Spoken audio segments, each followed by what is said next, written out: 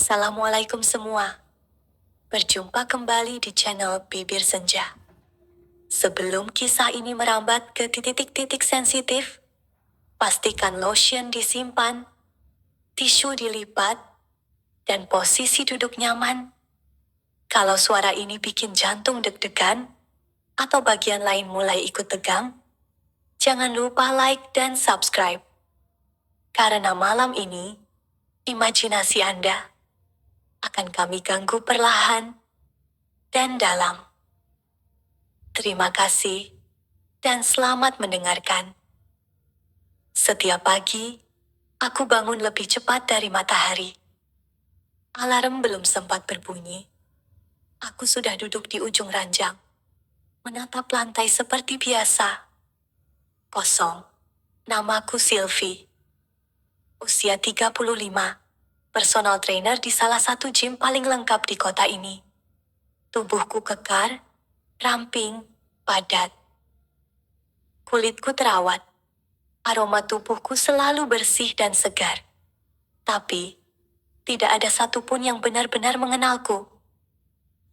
Banyak yang mengira aku wanita mandiri, penuh semangat.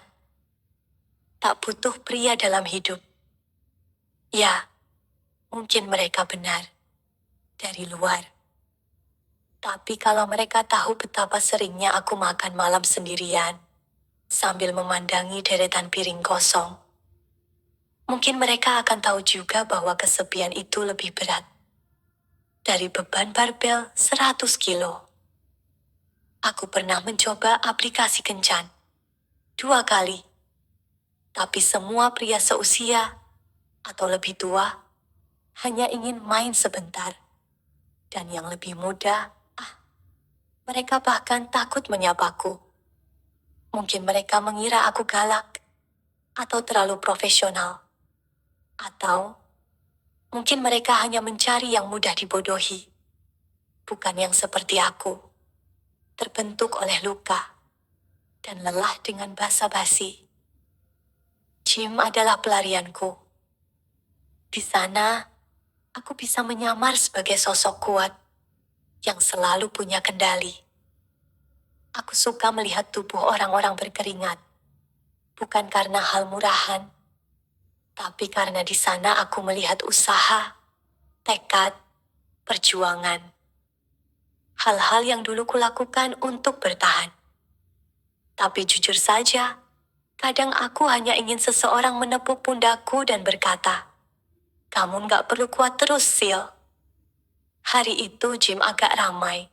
Aku sedang mengecek alat-alat kardio ketika bos memperkenalkan anak baru. "Sil, ini Rosie. Dia trainer baru dari luar kota." Aku menoleh, setengah malas. Tapi saat mataku bertemu wajahnya, aku terdiam. Anak itu tinggi, tegap, kulit coklat khas orang kampung yang terbakar matahari. Rambutnya hitam lebat dan sedikit berantakan. Matanya tajam, tapi senyumnya polos. Dia menyodorkan tangan, suaranya agak berat tapi sopan. "Sylvia, saya Rosie. Senang bisa belajar di sini." Aku menyambut tangannya. Lalu tersenyum sekilas. Tapi dalam hati, jujur saja, ada getaran aneh yang belum pernah kurasakan. Rosie, 20 tahun, masih muda, segar, dan sangat berbahaya. Bukan karena dia jahat, tapi karena dia bisa membuat tembok yang susah payahku bangun runtuh hanya dengan satu senyum. Apakah aku terlalu cepat jatuh? Tidak. Aku terlalu lama menahan.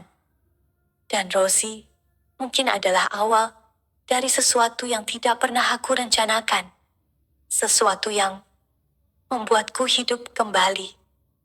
Rosie sudah seminggu bekerja di gym. Dan entah kenapa, keberadaannya seperti mengganggu ritme pernapasan tubuhku. Bukan karena dia menyebalkan. Justru sebaliknya. Dia terlalu sopan, terlalu perhatian, terlalu tepat. Dia tahu kapan harus membantu, kapan harus diam, dan kapan harus melontarkan pujian kecil yang membuat hatiku berdetak seperti treadmill di level tertinggi. Aku bantuin angkat barbel ini ya, Kak, katanya tempo hari sambil tersenyum. Kak. Ya, dia selalu memanggilku Kak. Kata yang sederhana, tapi terasa seperti pisau yang mengiris perlahan, mengingatkanku akan jarak usia, jarak pengalaman, dan mungkin juga jarak harapan. Tapi di balik semua itu, ada sesuatu di matanya. Sesuatu yang tidak bisa kupungkiri. Tatapan itu bukan sekadar sopan santun. Ada rasa ingin tahu. Ada semacam rasa kagum. Atau mungkin imajinasi. Aku mulai menyadari dia memperhatikanku. Diam-diam.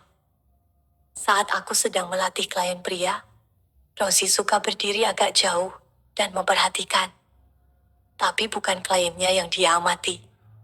Aku. Tanganku. Pinggulku. Cara aku memegang tubuh orang lain dengan teknik.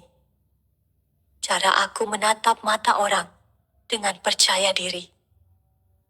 Dan ketika pandangan kami bersitatap, dia tak mengalihkan tatapannya.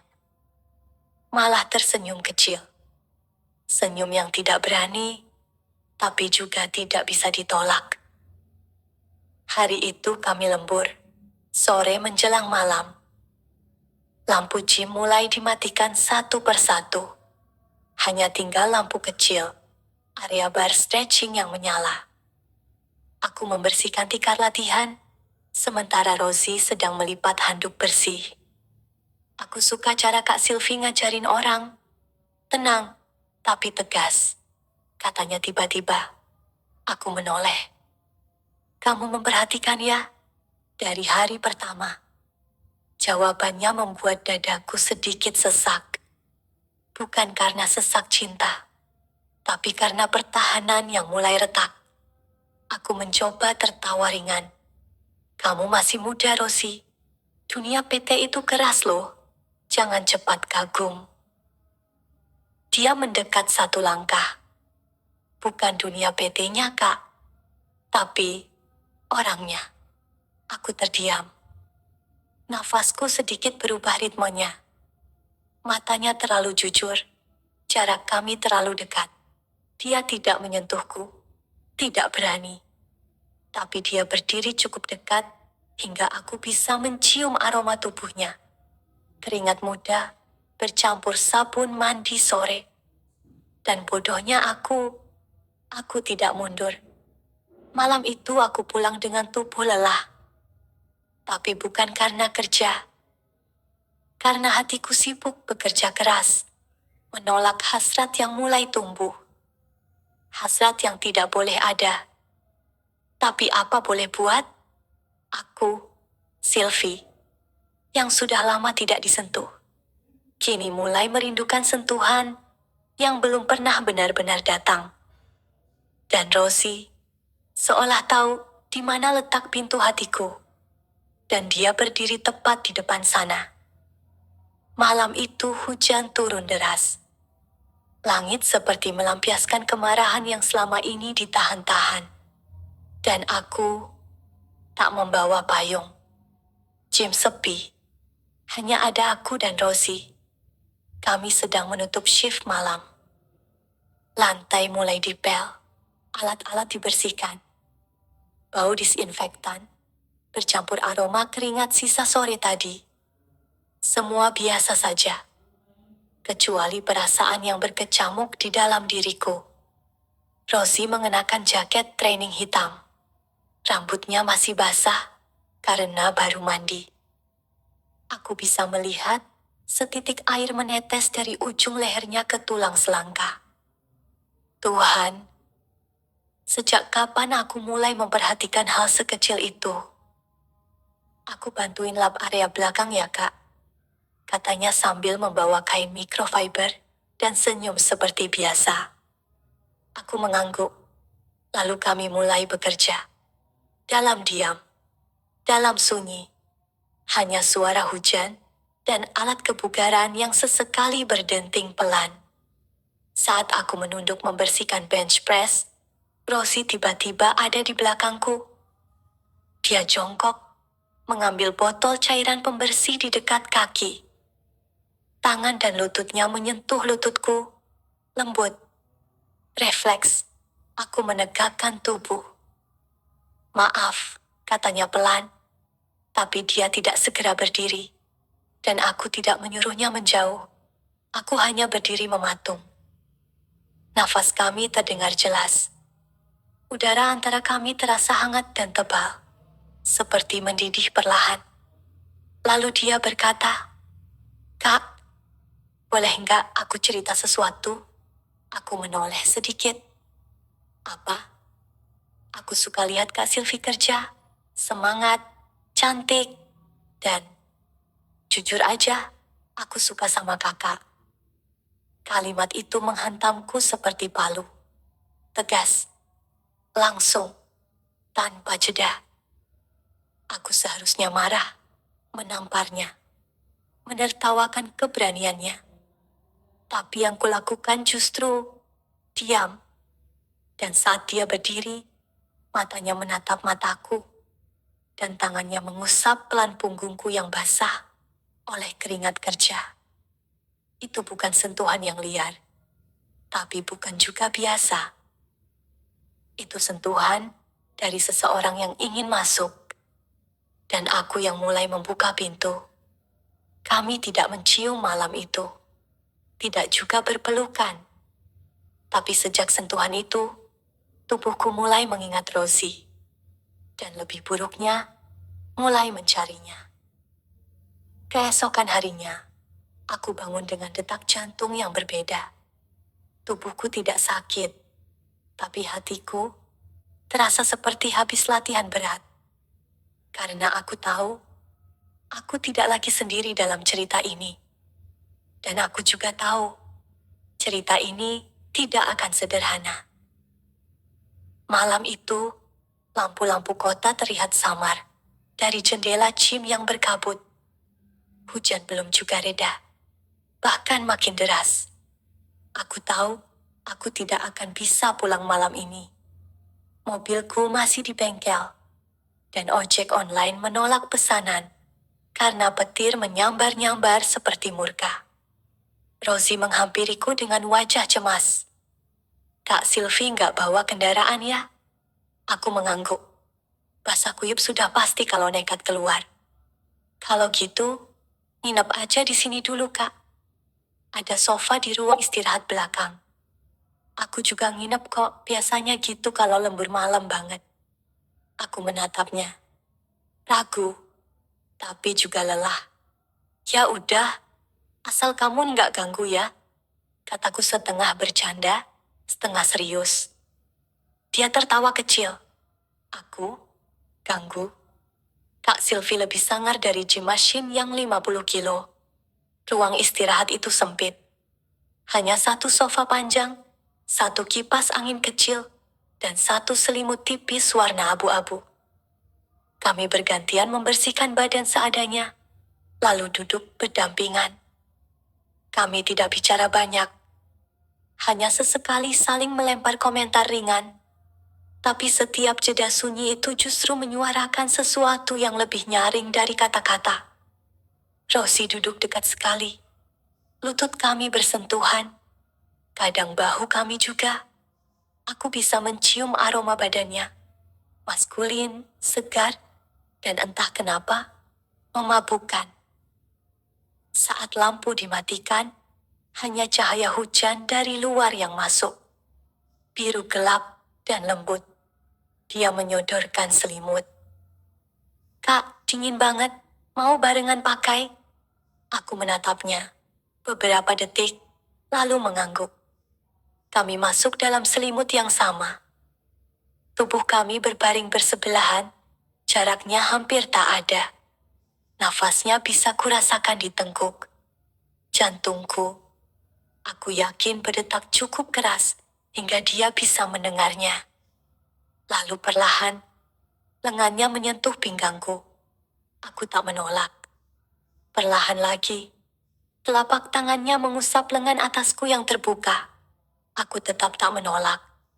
Dan akhirnya, dia memelukku dari belakang.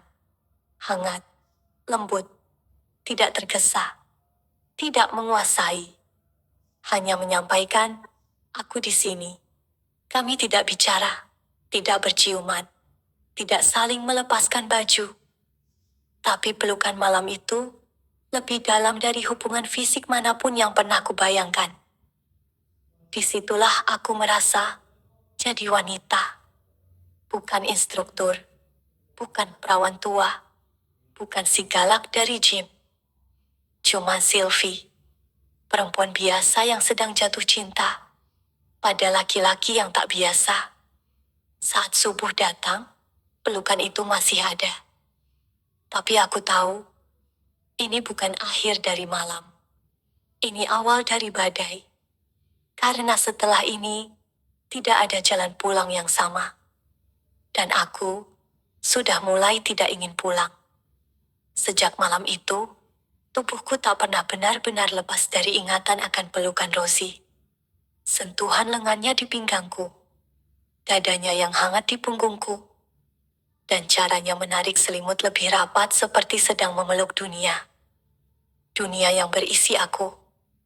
Dan pagi setelah itu, dia masih tersenyum. Tidak menghindar. Tidak canggung. Malah menyapaku dengan nada lembut seperti biasa. Kak Sylvie tidur nyenyak ya? Aku juga. Kata juga itu, seperti pengakuan diam-diam, bahwa malam itu bukan cuma mimpi di pihakku. Aku bukan satu-satunya yang merasa terikat. Hari-hari setelahnya, kami tetap bekerja seperti biasa. Tapi setiap gerak Rosie di gym, seolah memiliki arti baru. Saat dia memijat bahu klien wanita, aku cemburu. Saat dia tertawa dengan staf resepsionis, aku cemburu. Saat dia membawakanku air minum sambil berkata, "Jangan dehidrasi, Kak." Aku jatuh lebih dalam. Kami jadi sering lembur berdua, menata alat, berbagi cerita, bahkan saling memijat bahu di ruang istirahat. Dan kadang kami tidur bersama lagi. Masih dengan satu selimut, satu sofa. Tapi kali ini dengan lebih banyak sentuhan. Lebih lama. Lebih berani. Tidak ada yang kasar. Rosie tahu bagaimana menyentuh wanita yang belum pernah disentuh. Perlahan. Menghormati. Tapi juga membuatku ketagihan. Suatu malam dia menatapku dengan mata jernih dan berkata, "Kak Sylvie tahu nggak? Kadang aku suka berharap waktu berhenti pas kita lagi begini." Aku menunduk, tak sanggup menjawab. Karena aku juga ingin waktu berhenti. Di titik di mana aku merasa dicintai tanpa syarat. Walau sesaat. Tapi cinta yang sembunyi, lama-lama memeluk seperti lilitan tali. Rita, rekan sesama trainer, mulai bertanya padaku. "Sil, kamu makin cantik aja. Ada apa nih?" Senyum-senyum terus. "Jangan bilang jatuh cinta ya." Aku hanya tertawa. Tapi dalam hati, aku panik. Karena cinta yang kusembunyikan mulai terlalu nyata untuk disembunyikan. Di satu sisi, aku merasa muda kembali. Dikecup di kening sebelum tidur, dipeluk diam-diam di ruang alat. Disentuh bukan karena nafsu, tapi karena rindu. Di sisi lain, aku sadar hubungan ini tidak punya nama, tidak punya hak, tidak punya masa depan. Tapi tetap saja, setiap kali Rosie memanggilku Kak, dengan nada sedikit serak saat kami berbaring, hatiku terasa seperti remaja baru belajar mencintai. Apakah ini salah? Mungkin, tapi rasanya terlalu indah untuk dihentikan. Dan aku Terlalu lelah untuk menolak. Aku tahu ini akan datang. Perasaan semacam ini.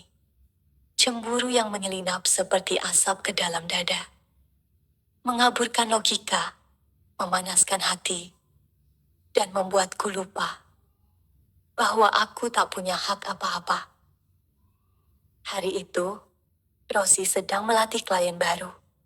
Vina, 24 tahun, anak bos salah satu perusahaan IT. Cantik, wajah bersih, kulit mulus, energinya muda. Dan dia tertawa terlalu keras saat Rosie melontarkan lelucon receh. Aku memperhatikan dari kejauhan, pura-pura sedang membetulkan tali resistance band. Tapi sejujurnya, aku ingin meneriaki mereka. Aku ingin menghampiri dan berkata, "Jangan godain dia. Dia milikku." Tapi, dia bukan. Rosie bukan milikku. Malam itu aku jadi dingin padanya. Tidak banyak bicara. Tidak tersenyum. Saat dia menyodorkan handuk seperti biasa, aku hanya mengangguk tanpa menatap. Dia bingung. "Kak Sylvie, kenapa? Ada yang salah?" Aku hampir menjawab, tapi lidahku terlalu licin. Yang keluar hanya, "Kamu banyak klien sekarang. Aku yakin kamu nggak sempat mikirin aku." Dia menatapku lama, lalu berkata dengan nada rendah, "Kak Sylvie, jangan kayak gitu. Aku memang ngelatih Vina, tapi hatiku tetap di ruang istirahat itu sama kakak." Jantungku bergetar. Aku ingin memeluknya. Tapi gengsiku lebih tinggi dari bench press yang aku biasakan setiap hari. Hubungan kami makin rumit. Kami tetap tidur bersama beberapa kali. Tapi malam-malam itu mulai berbeda. Tidak lagi semurni dulu. Tidak lagi hanya pelukan sunyi. Terkadang bibir kami bertemu. Pelan-pelan. Di sela nafas yang berat. Tangannya mulai berani menyusuri punggungku. Dan aku tak lagi menghindar. Aku menyerah, tapi juga menikmatinya. Kami tenggelam dalam pelukan panjang yang tidak hanya menggugah tubuh, tapi juga menelanjangi luka-luka kami. Tapi setelah semuanya selesai, aku sering menangis diam-diam. Di kamar mandi, sambil memandangi tubuhku yang mulai dihiasi, jejak lelaki muda yang bukan milikku. Aku mulai sering bermimpi buruk. Tentang Rosie pergi. Tentang dia bersama perempuan lain. Tentang aku ditinggalkan lagi. Seperti biasa. Aku takut. Aku terlalu mencintainya. Tapi cinta ini seperti benang halus. Indah, tapi gampang putus. Dan aku sadar, aku bukan lagi Sylvie yang kuat. Aku bukan lagi pelatih profesional dengan jadwal padat. Aku hanya wanita yang sedang jatuh cinta terlalu dalam pada seseorang yang mungkin hanya sedang mampir sebentar. Malam itu, aku meledak. Bukan karena Rosie melakukan sesuatu yang salah, tapi karena aku tak lagi mampu membendung gelombang kecil di dalam diriku, yang perlahan menjadi badai. Aku melihat dia sedang tertawa di ruang protein bar, bersama Vina dan beberapa member gym lain. Tawa yang ringan, santai. Bukan tawa seorang lelaki yang menyimpan rahasia hubungan gelap dengan wanita seusia ibunya. Aku langsung menuju ruang staf, menutup pintu keras-keras. Meninggalkan botol airku di meja. Napasku berat. Jantungku terasa seperti memukul-mukul dinding dada. Memohon dikeluarkan. Tak lama, Rosie menyusulku. "Kak, kenapa? Marah lagi ya?"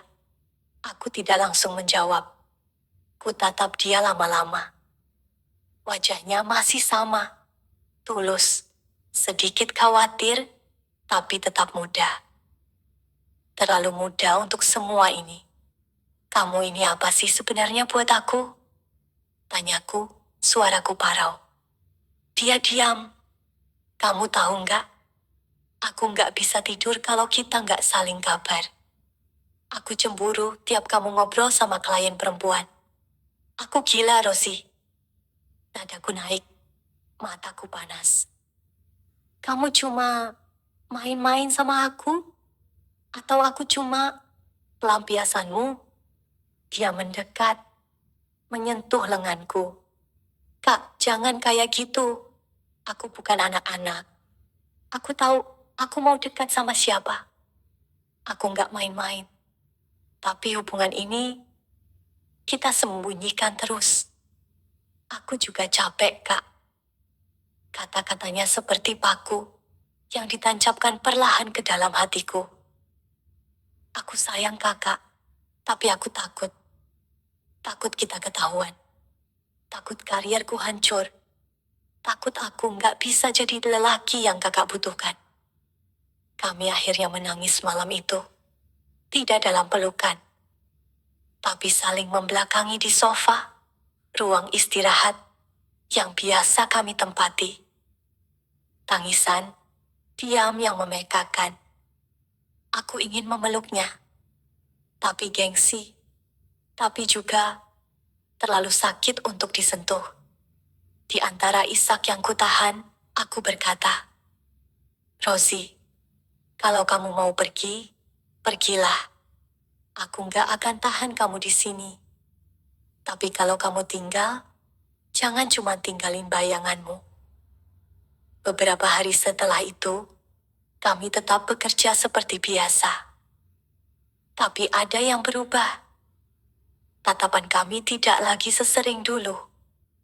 Sentuhan kami kini sekilas, cepat, seperti maling yang takut ketahuan. Bahkan dalam tidur yang masih sesekali kami lakukan bersama, ada jarak yang tak kasat mata. Tapi tubuh kami tetap saling mencari. Di malam-malam tertentu, saat aku membuka pintu ruang istirahat dan melihat dia sudah menunggu, aku tahu kami berdua sama-sama kalah oleh perasaan yang kami tolak sendiri. Kami mencintai dengan takut, memeluk dengan ragu, menikmati kebersamaan, sambil terus dihantui waktu. Karena kami tahu, cinta ini tidak akan bertahan lama. Tapi siapa yang bisa benar-benar meninggalkan pelukan yang membuatmu merasa hidup? Rosie menatapku malam itu, dengan mata yang lebih dalam dari biasanya. Kak, aku capek. Aku tahu kakak juga. Ayo, kita pergi sebentar. Liburan. Lupakan semua ini, walau cuma seminggu. Aku diam, lalu mengangguk. Tak pakai banyak pikir, aku tahu ini pelarian. Tapi aku juga tahu, kadang, kabur sebentar dari kenyataan adalah satu-satunya cara agar kita tidak hancur. Kami berangkat ke villa kecil di daerah pegunungan. Sebuah tempat sunyi, dikelilingi pepohonan yang basah, oleh kabut pagi dan dingin yang menusuk pelan. Kamar kami hanya satu. Tempat tidur kayu besar. Selimut hangat. Lampu kuning redup di pojok ruangan. Di luar, suara serangga dan angin malam saling berbisik seperti rahasia yang terlalu indah untuk diumbar. Dan disitulah, kami benar-benar jadi sepasang kekasih. Tanpa bayangan Jim. Tanpa rasa bersalah. Tanpa panggilan Kak. Hanya aku dan dia. Kami masak bareng. Makan di teras sambil menyuapi satu sama lain. Tertawa saat ayam goreng kami gosong. Minum teh jahe berdua. Sambil berselimut. Memandang hujan turun pelan-pelan.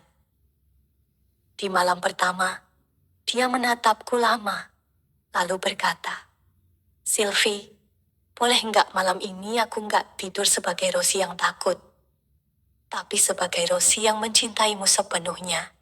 Dan aku, dengan suara gemetar menjawab, aku juga ingin jadi Sylvie yang nggak pakai dinding malam ini.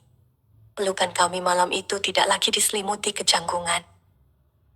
Bibir kami menyatu dalam ciuman yang perlahan, tapi penuh rindu yang tak pernah selesai. Tangannya menyusuri punggungku dengan sabar, seolah memetakan semua luka yang pernah kututupi. Tubuh kami menari dalam irama yang kami cipta sendiri. Tenang, intim, dan menyembuhkan. Kami tidak hanya menyentuh tubuh, kami menyentuh perasaan-perasaan yang selama ini kami sembunyikan di balik tidak boleh dan tidak mungkin. Dan saat dia memanggil namaku, Sylvie, tanpa Kak, aku tahu. Untuk pertama kalinya aku benar-benar menjadi seseorang. Tapi pagi itu, ada berita. Rosie membuka ponselnya. Ada email. Ia mendapat tawaran kerja di luar negeri. Dari salah satu pusat kebugaran besar di Thailand. Gaji besar. Nama besar. Karier terbuka lebar. Dia membacanya lama. Lalu menoleh padaku. Kak, aku tersenyum. Meski rasanya seperti ditusuk pelan. Pergilah Rosie. Itu hidupmu. Aku sudah terlalu lama hidup di tempat yang sama. Jangan sampai kamu seperti aku. Dia memelukku. Lama. Kami tidak bicara. Karena kadang, kata-kata tak punya tempat di antara dua orang yang saling tahu waktunya sudah hampir habis. Kami menghabiskan sisa hari-hari itu dengan hening yang lembut. Tidak banyak tawa.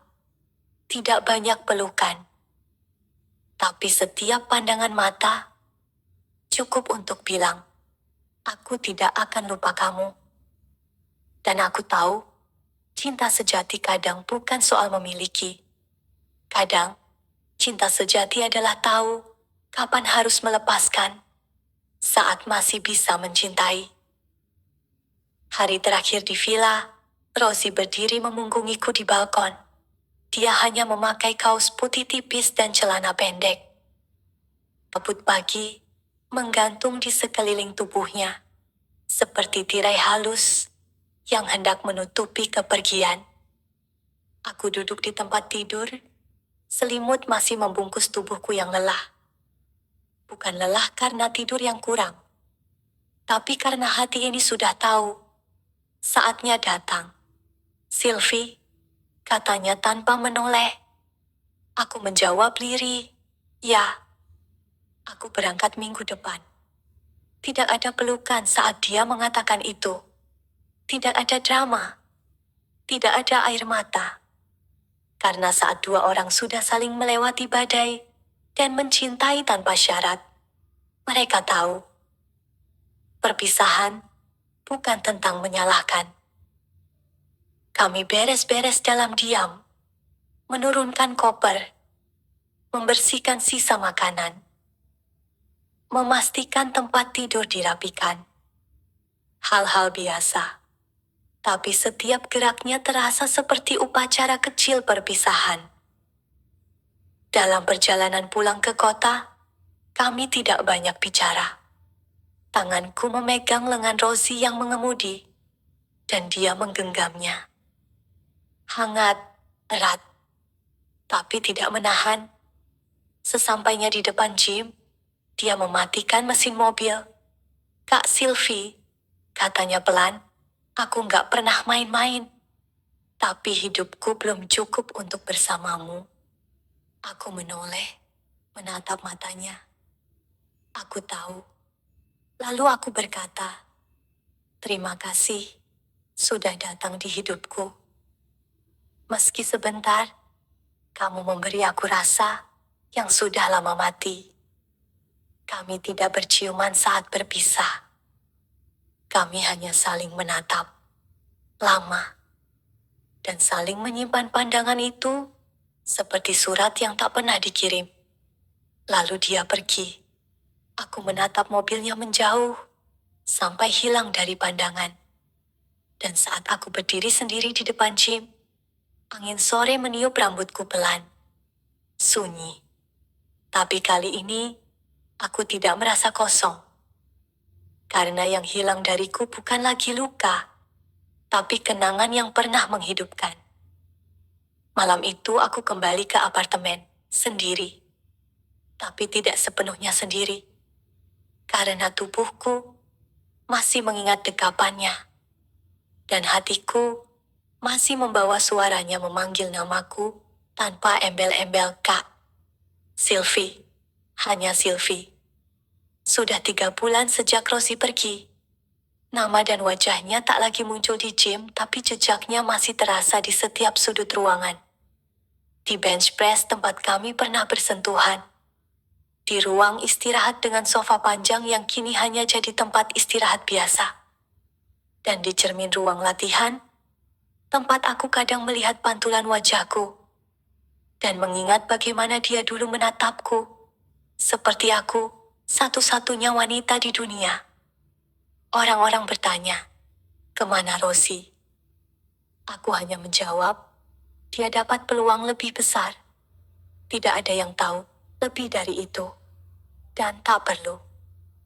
Karena kisah kami memang ditulis untuk tidak diketahui siapa-siapa, kecuali kami berdua. Kadang aku membuka galeri ponsel dan melihat fotonya diam-diam.